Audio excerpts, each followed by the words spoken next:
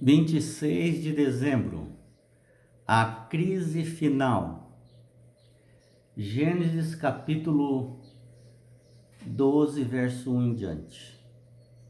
Ora, disse o Senhor a Abraão: sai da tua terra, da tua parentela e da casa do teu pai, e vai para uma terra que te mostrarei. De ti farei uma grande nação, e te abençoarei, e te engrandecerei. Se tu uma bênção. Abençoarei os que te abençoarem, e amaldiçoarei os que te amaldiçoarem. Agora, ó, esse é o item.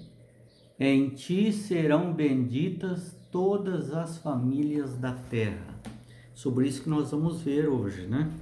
Sobre essa inclusão de Deus na salvação humana. Não há gente que Deus exclui, não. 1 Timóteo, capítulo 2, verso de 1 em diante. Antes de tudo, pois, exorto que se use a prática de súplicas, orações, intercessões, ações de graças em favor de todas as pessoas, em favor dos reis e de todos que se acham investidos de autoridade, para que vivamos vida tranquila e mansa, com toda piedade e respeito. Isso é bom e aceitável diante de Deus, nosso Salvador, o qual deseja que todas as pessoas sejam salvas e cheguem ao pleno conhecimento da verdade. Verso 7. Por isso fui designado pregador e apóstolo, afirmo a verdade e não minto, mestre dos gentios na fé e na verdade. A crise final está aí. E Deus se interessa por todas as pessoas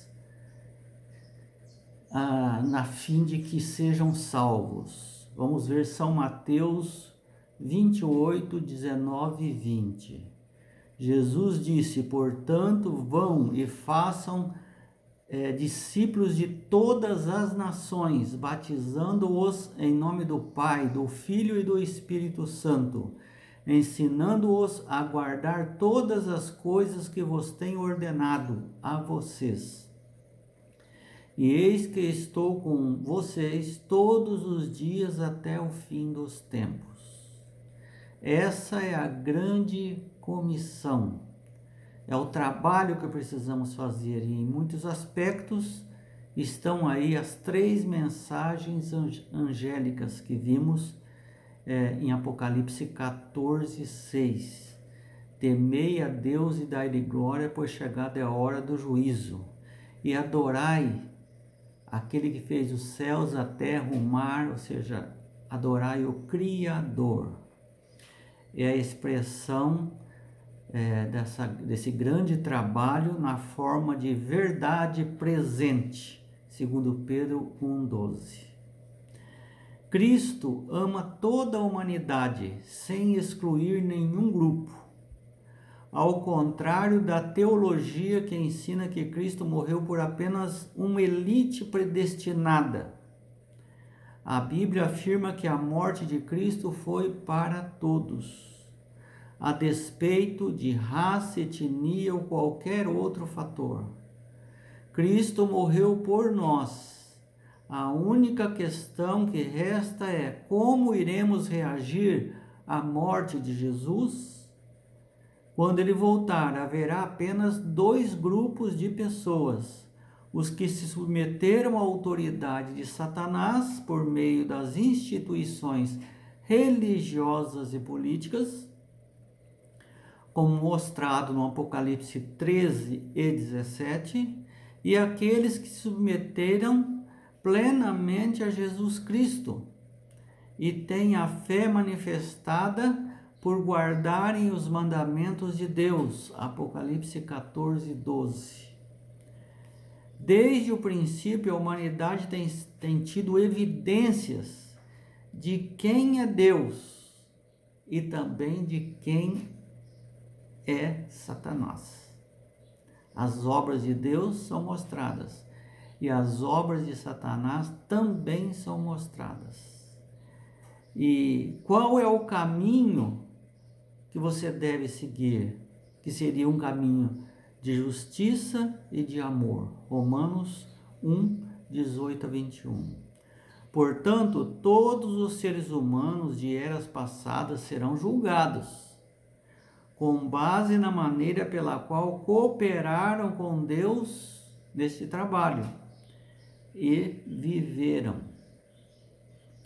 independentemente de quanto entendiam sobre isso ou aquilo.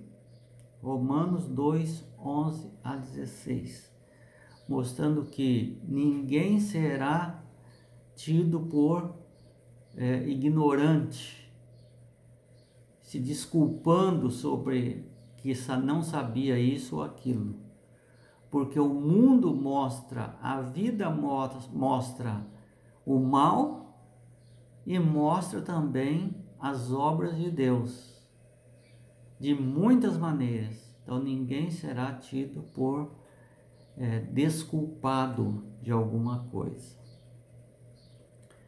No tempo do fim, há uma polarização crescente, como vemos hoje, e a liberdade de consciência está sendo anulada gradualmente. As pessoas são pressionadas a se aliarem ao partido de Satanás. É urgente que o evangelho seja pregado, a verdade seja pregada, e as informações sobre as estratégias de Satanás sejam expostas. E que as pessoas tenham uma base mais nítida nesse final dos tempos, que é a fase mais difícil da história da humanidade, porque há sutilezas muito difíceis às vezes de se perceber.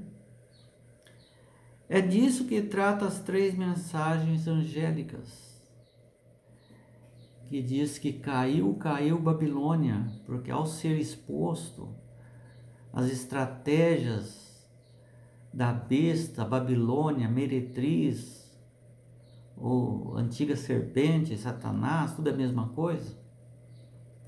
Ao ser exposto às suas estratégias e exposto à verdade, as pessoas terão como decidir. Então, por isso que diz, caiu Babilônia.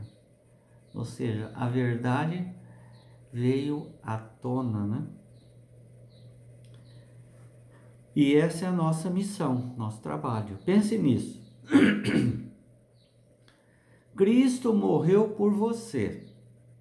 Será que algum pecado seu, por mais grave que tenha sido, não poderia ter sido suficientemente pago pela morte de Cristo na cruz? Não existe pecado que não tenha perdão, a não ser que não tenha arrependimento. Se houver arrependimento, confissão e submissão a Deus, e pedir perdão a Deus, seu pecado será apagado, como se nunca tivesse existido. Essa é a função do sangue de Jesus Cristo. Mas isso tem que ser feito de todo o coração. Deus nos abençoe a todos.